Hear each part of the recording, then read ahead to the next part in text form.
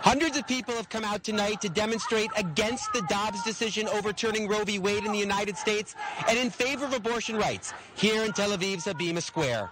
This is not the largest demonstration in Israel's history, but that doesn't make it on its own terms any less impressive. Let's take a look. Hundreds of people coming out in a demonstration organized by 3 teenagers posting to social media on Saturday night, organizing it on their own before women's organizations and pro-abortion rights organizations came on board later on in the process.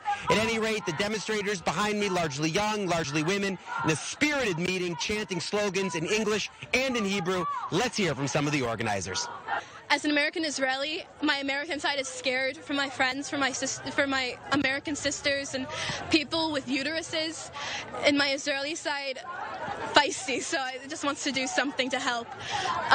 It's not over in Israel. They didn't say that it's easy to do it. They made it easier, flexible, and that's just not enough for us either.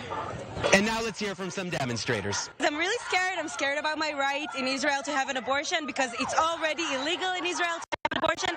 The only way we can have an abortion is to go through a committee that has really specific standards that allow us to go through an abortion, but this right is still at risk. As a trans person, I believe that people with female bodies need to have the same right over their bodies as people with male bodies. Also of interest to this crowd, of course, is the issue of abortion here in Israel. Although Israel's own abortion regulations were actually liberalized yesterday in a win for the left-wing Meretz party in the waning days of the current governing coalition, this demonstration also showing just how much of an impact that Dobbs decision is having, thousands of miles away from that U.S. Supreme Court building in Washington. Owen Alterman, I-24 News, Tel Aviv.